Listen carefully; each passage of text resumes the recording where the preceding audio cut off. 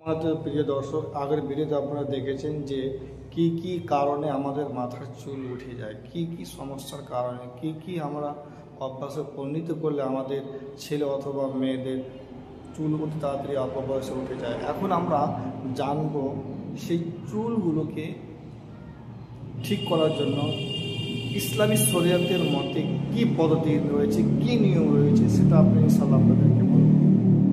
যদি আপনারা ভিডিওটাকে স্কিপ না করে সম্পূর্ণ দেখেন।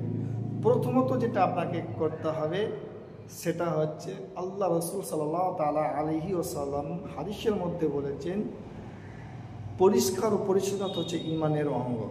আপনার মাথা আপনাকে সবসময় পরিষ্কার পরিচ্ছন্নতা রাখতে হবে। আপনাকে সবসময় পরিষ্কার পরিচ্ছন্নতা রাখলে আপনার মাথাতে ব্যাকটেরিয়া, খুশকি এই সমস্ত কিছুই হবে না। প্রথমত কাজ আপনাকে পরিষ্কার রাখতে হবে আপনার এই মাথাটাকে।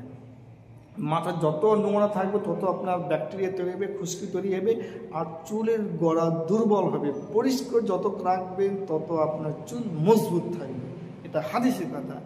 এখন আপনাকে বলবো কালো জিরা। আল্লাহ রসুল সাল্লাল্লাহু তাআলা আলাইহি ওয়াসাল্লাম বলছেন, কালো জিরা হচ্ছে সমস্ত রোগের শিফা, মৃত্যু ছাড়া।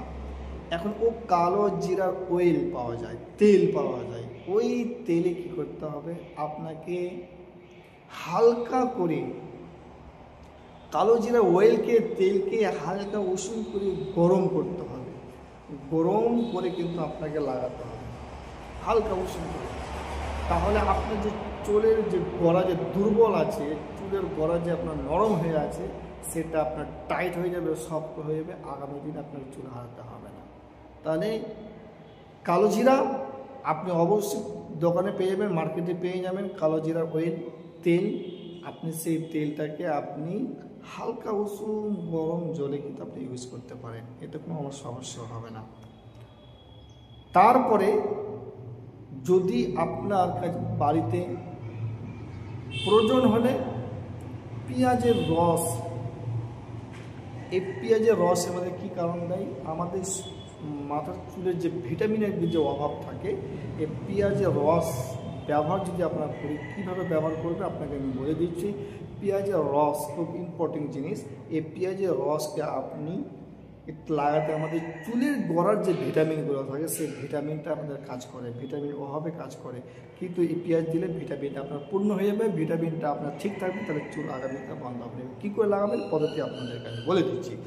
আপনাকে সর্বপ্রথম পেঁয়াজের রসকে, যেটা আমাদের পেঁয়াজের গোড়া যেটা থাকে, যেটা আমরা কেটে ফেলে দিই, সেই পেঁয়াজের গোড়াকে ওটাকে রস তৈরি করতে হবে। রস কী করতে হবে, রস তৈরি করে 2 চামচ আপনাকে বা 1 চামচ রস তৈরি করতে হবে। তার সঙ্গে 1 চামচ বা আধা চামচ আপনাকে লেবু রস মিশ্রিত করতে হবে। এই মিশ্রিত করিয়ে আপনাকে মাথায় লাগাতে হবে। কমসে কম 30 মিনিট আপনাকে লাগিয়ে রাখতে হবে। আপনি যদি 30 মিনিট লাগিয়ে যদি রাখেন, ইনশাল্লাহ আপনার চুল পড়া হামেশার জন্য বন্ধ হয়ে যাবে। এবার অলিভ অয়েল, যেটা জাইতুনের তেল বলা হয়, ওই তেলটা